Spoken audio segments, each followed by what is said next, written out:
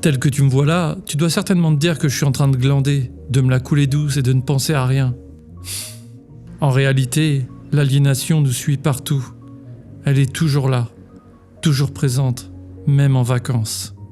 Ici, à penser sans cesse quel sera le prochain sujet. Comment faire aussi bien que la dernière vidéo ? Comment ne pas décevoir ? Comment ne pas créer une trop grosse attente ? Et donc une trop grosse pression ? Bref, à m'aliéner, à me demander s'il faut aller mal pour créer de bonnes œuvres. À essayer de comprendre à qui je veux plaire à travers tout ça. Quelle reconnaissance j'attends ? Et certainement la plus importante de toutes.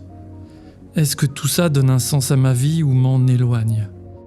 Somewhere est au sein des riches productions de Sofia Coppola, une œuvre trop méconnue et surtout bien trop sous-estimée. Un film sincère, sans artifice ni misérabilisme, faisant la synthèse d'une certaine récurrence de propos traversant sa carrière. Nous parlons d'état transitionnel dans ce monde, de perte de sens, de narcissisme, de superficialité et surtout de la vacuité d'une certaine classe sociale. Une classe se confrontant, comme tout le monde, à de nombreuses questions existentielles. Telles que, la superficialité nous efface-t-elle du monde ? Qu'est-ce qu'une vie sans vie ? Où commence la jouissance et où s'arrête le désir ? Et bien sûr, peut-être la plus forte de toutes, comment donner un sens à sa vie ? Bref, une œuvre nous rappelant l'importance du réel, du concret, du quotidien, des responsabilités et des bonheurs simples. Déconstruisant froidement une vie de star trop souvent désirée, enviée d'une grande partie du public, camouflant pourtant son pathétisme derrière les artifices, les faux-semblants et un déni du réel créant de chaque côté de l'écran des individus malades. Perdus quelque part dans ce monde, perdus entre le réel et le superficiel, perdus entre la vie et la mort, perdus somewhere. Le film nous raconte l'histoire de Johnny, un acteur quadragénaire semblant plongé, malgré le succès, dans une crise existentielle profonde. Entre ennui et jouissance facile, celui-ci plonge dans les abîmes de la superficialité et de la vacuité, flirtant, sans se l'avouer, avec la dépression. Un spleen le gangrénant petit à petit, jusqu'au jour où celui-ci va devoir reprendre un peu ses responsabilités, quand sa fille Cléo lui est confiée pour une durée indéterminée.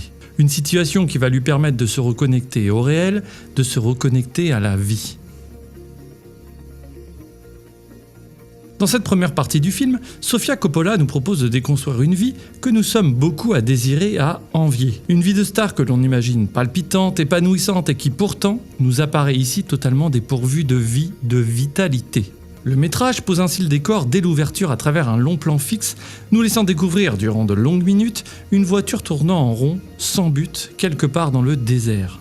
D'ailleurs, l'occupant de cette Ferrari ne semble ne pas savoir non plus ce qu'il fait là, ni pourquoi il fait ça. Une métaphore pouvant déjà nous renvoyer à certains comportements que l'on peut tous ressentir, teintés de cette impression de tourner parfois en rond dans notre quête de sens à donner à notre vie.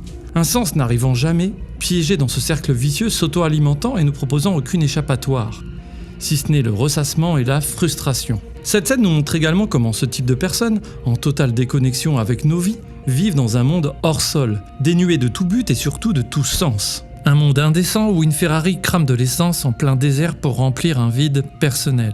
Et l'enchaînement avec le titre nous le dit bien, Somewhere, quelque part on ne sait où, coincé entre le monde fantasmé, la réalité de la vacuité de ce milieu et la recherche du monde réel. Celui où la vie a un sens, elle-même.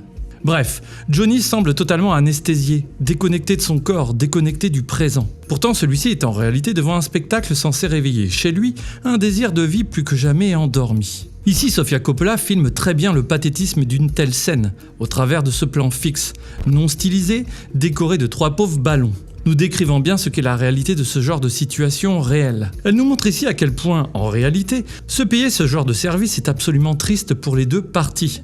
L'un devant vendre son corps pour survivre en se déshumanisant, et l'autre espérant y tirer un peu de vie fictive pendant quelques instants. Comme si la perte d'humanité de l'un, devenant objet de désir, pouvait remplir la recherche de vie de l'autre. Un deal à coup sûr perdant-perdant, puisque, comme nous le verrons, le désir ne fonctionne pas de cette manière, et le sentiment de vie est quelque chose de bien plus profond que cela. Bref, la scène s'étire parfaitement au diapason du sentiment du personnage, et c'est à la fois drôle et pathétique. On comprend également que Johnny tourne à l'alcool et au cacheton de bon matin, un mélange lui permettant certainement de ne plus penser face à ce spleen profond, une errance dans un état endormi, ni vivant ni mort, un mode où l'on ne ressent plus rien, totalement zombifié aux substances. Hey Johnny, doing okay? Great, thanks. Ici, l'on découvre à quel point les mots sont, à l'image de sa vie, vidés de leur sens, ou comment le paraître est pour cette classe d'une importance fondamentale. Devant toujours montrer bonne figure, faire croire que leur vie est désirable, ils savent tous que non, mais leur déni est nécessaire, pour ne pas risquer que leur château de cartes s'écroule. D'ailleurs, nous nous trouvons au château Marmont, fameux hôtel sanctuaire des stars d'Hollywood, venant y séjourner, s'y piquer et parfois même y mourir. L'hôtel est ici, comme pour ses occupants, un endroit, un état transitoire. Mais revenons-en à Johnny, nous rappelant de manière évidente que l'argent et le succès ne l'ont pas rendu plus heureux. Qu'en réalité, derrière cette recherche de succès, se cache certainement une blessure plus profonde, une blessure plus difficile à affronter. Une blessure qu'il a préféré dissimuler derrière cette croyance que, pour être heureux, il faut être connu et aimé des autres. Une fuite en avant, puisqu'il faut, en réalité, régler ses propres névroses et s'aimer soi-même, pour justement ne plus être dans cette dépendance totale au regard de l'autre. Une dépendance totalement exacerbée chez les acteurs, artistes ou toute autre personne s'exposant à un public, et recherchant bien souvent une reconnaissance qu'ils ne sont pas capables d'avoir envers eux-mêmes. Et bien sûr ici, je n'échappe certainement pas à cette règle simple, basique. D'ailleurs, la scène suivante décrit parfaitement ce décalage entre le paraître et la réalité. Bref, Johnny repart pour une journée d'ennui et répète le même schéma, espérant, une fois de plus, trouver un peu de vie. Une vitalité absente, même d'une fête, où il déambule tel un étranger au réel, préférant, une fois de plus, s'annihiler à la jouissance facile, pour échapper à lui-même. Mais où est le plaisir quand le désir est si vite rempli ?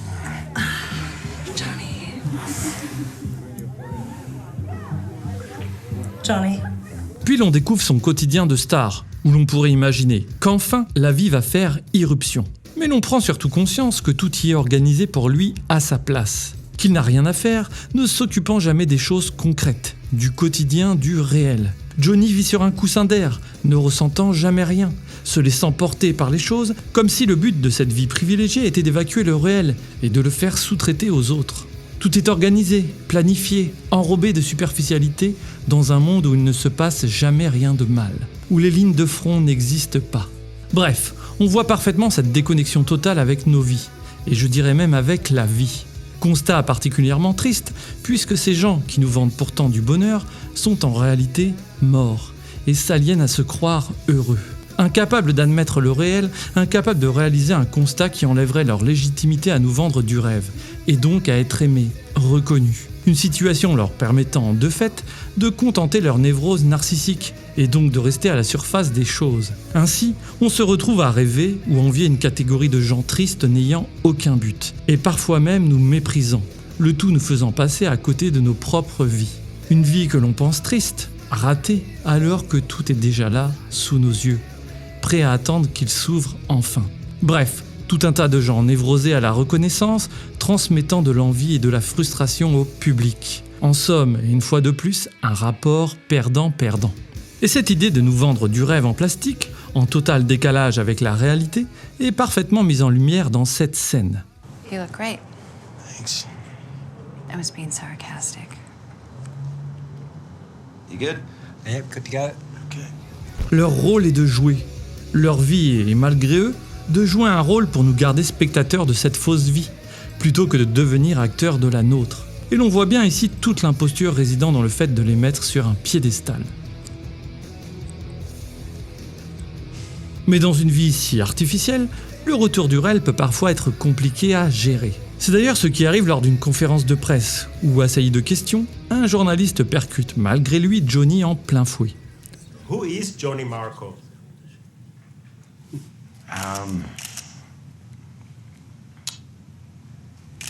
Un questionnement si juste qu'il va redéclencher, une fois de plus chez lui, le schéma habituel femme-sexe, pour noyer ce vide existentiel.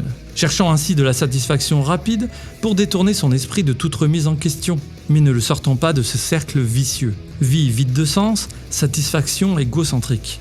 Vie vide de sens, satisfaction égocentrique. Vie vide de sens, satisfaction égocentrique. En bref, désir et jouissance. Le désir est une notion qui a été énormément étudiée en philosophie, que ce soit par Rousseau, Spinoza, Épicure et j'en passe, et que l'on relie souvent au bonheur ou à la frustration. Selon Rousseau, le désir c'est d'être soumis à un sentiment qui nous tombe dessus. Spinoza lui dirait un affect, ou un sentiment qui réveille un affect en particulier. En bref, un sentiment qui nous met ou non en mouvement pour combler ce désir. Ainsi, le désir nous prive de liberté, puisque par essence celui-ci n'est pas rationnel, pas réfléchi. C'est notre affect qui nous guide. C'est d'ailleurs pourquoi il est important de comprendre ce qui nous guide pour ne plus y être soumis, ou alors choisir en toute conscience d'y être soumis. Ce qui change absolument tout dans notre rapport au désir et à sa force motrice. Et là je vous renvoie bien sûr à ma vidéo sur Rocky, vulgarisant le déterminisme de Spinoza. Bref, plus un désir va être comblé et plus il va demander à être comblé encore et encore, créant une véritable addiction ou, comme pour Johnny, un schéma qui tourne en rond. En effet, on se rend bien compte que dès que celui-ci s'ennuie ou cherche à fuir ce vide existentiel qu'il refuse d'affronter, il répète inlassablement le même schéma, recherchant une jouissance superficielle avec les femmes. On le voit notamment lors de la venue des pole dancers dans sa chambre, mais également via les nombreux SMS d'insultes et de reproches qu'il reçoit. Information nous laissant penser qu'il utilise certainement les femmes à son propre usage, à sa propre jouissance sans aucun partage ni réciprocité. Bref, on voit toute la vacuité de ce genre de rapport humain, où il suffit d'ouvrir sa porte pour se retrouver 3 secondes plus tard en train de coucher avec quelqu'un dont on ne sait absolument rien. Shannon. Sorry. Johnny agit comme s'il n'avait aucun impact sur rien ni personne. Il agit simplement pour se satisfaire d'une jouissance narcissique. Ainsi, la satisfaction d'un désir crée un plaisir très furtif, la jouissance. Une jouissance qui va naturellement, et c'est ça le revers de la médaille, s'effacer très vite. Contrairement à la recherche de sens, garantissant, elle, un bonheur, un plaisir sur le long terme, une sagesse. Mais pour l'instant, Johnny est piégé dans la première phase, utilisant la jouissance comme anesthésiant à ses questions existentielles, pourtant nécessaires à traverser. Une jouissance rapide, devenue le saint graal de nos sociétés modernes. Un opium permettant de nous éloigner des véritables questions liées au bonheur et à nos conditions de vie, nous maintenant dans une dépendance perpétuelle à ce système. Et c'est exactement ce sur quoi joue la publicité et le capitalisme. Et pourquoi il est si dur de sortir de ce schéma ? Car celle-ci joue sur notre affect profond, sur nos désirs, créant de fausses frustrations à combler en permanence. Et comme l'homme recherche sans cesse le plaisir, la jouissance, le capitalisme a trouvé ici un levier parfait, la création de manques fictifs et donc de désirs à combler. Ainsi, tant qu'un autre modèle ne sera pas capable de jouer sur le même type de levier affectif, il sera de fait impossible. Mais bref, dans le film, Johnny se shoot donc à la jouissance, c'est-à-dire à la satisfaction rapide de son désir. Ainsi, comme l'alcool et les médicaments, ses désirs et leur jouissance permettent de l'endormir, de faire en sorte que la vie, ou plutôt cette non-vie, soit supportable. La jouissance éphémère nous empêche donc, si elle est maladive, de répondre à nos envies profondes et de trouver de la plénitude, de la joie et donc un sens à notre vie. C'est pourquoi Johnny doit stopper certains désirs superficiels pour retrouver les désirs basiques. Ces désirs nécessaires à nous remettre en mouvement, à nous mettre en vie. Bref, des désirs qu'il est naturel de combler et que pourtant il ne faisait plus. Mais comme je le disais, Johnny est pour l'instant prisonnier de ses affects et aura besoin d'un déterminant extérieur pour dévier sa voie de cette impasse. Sa fille, Cléo. Comme nous l'avons vu, Johnny est à l'image de sa classe, déconnecté du réel, éloigné de toute responsabilité, perdu dans la vacuité, la superficialité et la satisfaction narcissique. Un être perdu, cherchant à combler son vide existentiel dans la jouissance facile. Ultime fuite en avant de lui-même, le plongeant dans une impasse, un cercle vicieux. Une impasse dont seule sa fille sera capable, malgré elle, de le sortir, le remettant sur le chemin, donnant un sens à sa vie. On découvre donc, au détour d'une scène faisant non innocemment suite directe à celle du striptease, que Johnny est le père célibataire d'une jeune adolescente. Et pour la première fois depuis le début du film, son visage s'illumine. Johnny a donc un passé rempli de responsabilités qu'il semble avoir fui, ou du moins un passé en totale déconnexion avec cette vie de jouissance narcissique que l'on vient de décrire. When did you learn how to ice skate? I've been going for 3 years. Really? On comprend à quel point celui-ci a dû être auto-centré, passant totalement à côté de la vie de sa fille. Pourtant, et pour la première fois, Johnny semble retrouver un peu de bonheur dans des plaisirs simples. Des plaisirs qu'il partage avec autrui, sans se servir des autres à son propre usage narcissique. Mais la superficialité de son monde n'est jamais très loin, et le rappelle vite à l'ordre. Yeah, no, I'm here. Mais pour une fois, Johnny ne pourra pas répondre aux sirènes du désir facile, apprenant que Cléo va rester avec lui durant un temps indéfini. Il doit donc prendre ses responsabilités et assumer pour une fois le réel en se mettant de côté. Une position qu'il semble avoir toujours fui et qui l'effraie. How long? Oh, I'm going to Italy. I got my movie opening there. Cléo découvre donc le quotidien de son père et va, malgré elle, le perturber en agissant tel un révélateur du comportement désabusé de ce dernier. Hi. Can I talk to you? En effet, Johnny répète encore, et malgré la présence de Cléo, son schéma avec les femmes, mais prend maintenant conscience de ses actes dans le regard de sa fille. Une prise de conscience qui, après un excès de superficialité de trop, les pousse à fuir pour se retrouver face à un vieillard maladroit mais touchant. Un vieillard leur procurant, loin des faux-semblants précédents, de l'émotion et de la sincérité. Let me be your daddy bear.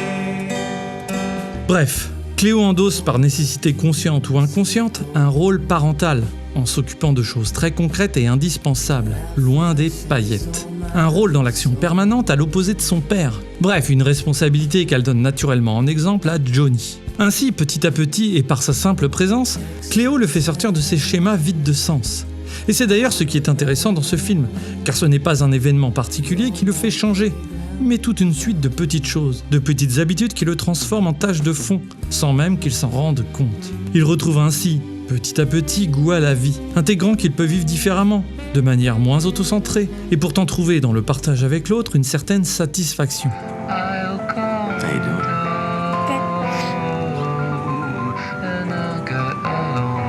Ici, c'est étrangement la première fois du film qui lui pose cette question. Une question à la fois banale et pourtant si importante. Comme si, avant d'endosser un peu plus son rôle de père, il avait eu peur de sa réponse, et donc de devoir se confronter à son propre comportement. Et c'est d'ailleurs ce qui se passe alors qu'il l'emmène à son camp de vacances. Cleo, what's wrong? Why are you crying? Johnny prend alors conscience de son absence et de son mode de vie en toile de fond. Cléo représente ici le réel, le concret. Elle le reconnecte avec la vie, au fait que celle-ci n'est pas qu'une satisfaction égoïste, que chaque action entraîne des conséquences, et qu'on ne peut pas échapper aux responsabilités sans être destructeur autour de soi. I don't know when Mom's coming back. And you're always gone. Johnny n'a donc plus le choix. Il ne peut plus fuir les problèmes en plongeant dans la jouissance et la superficialité. Il doit y faire face pour sa fille, mais surtout pour lui-même.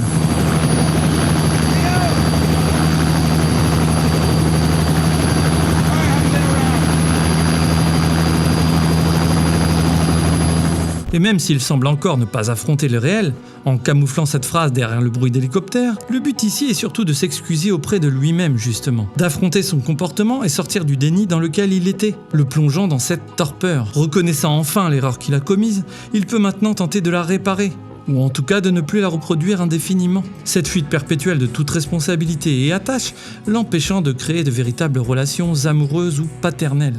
Il laisse s'échapper enfin des larmes de sincérité, de vérité et surtout de réalité. Des larmes signant ici une véritable transition. I'm fucking nothing. Not even a person. Libéré de ce poids, il peut enfin faire un bilan froid sur sa vie et affronter ce réel qui le tétanise tant. Can you come over? Just. Can you come over? No, I can't. Ce refus l'aide également à prendre encore plus conscience de ce qu'il a pu faire vivre aux autres, par son absence quand ils avaient besoin de lui. Johnny doit trouver les ressources en lui-même, se reconstruire et être son propre moteur pour aller mieux. Il est la clé. Il évite donc la décadence et renoue enfin avec le concret, avec le quotidien, avec les désirs nécessaires, reprenant les choses en main dans son monde fictif, hors sol où tout le monde est à son service. Bref, il reprend possession de sa vie et décide de quitter ce monde transitoire où aucune attache n'existe. Il abandonne enfin cette espèce de mode de vie sur coussin d'air où l'on ne sent jamais rien, où le réel n'existe jamais, où les responsabilités sont absentes. Il quitte cette ville, ce milieu, ce cauchemar réveillé pourtant tant rêvé. Et l'on comprend alors toute la symbolique de la scène d'introduction. Il a enfin cassé ce cercle vicieux, ce schéma de vacuité sans fin où il tournait en rond. Il a enfin trouvé un début de sens à sa vie, une destination et il y file à toute allure.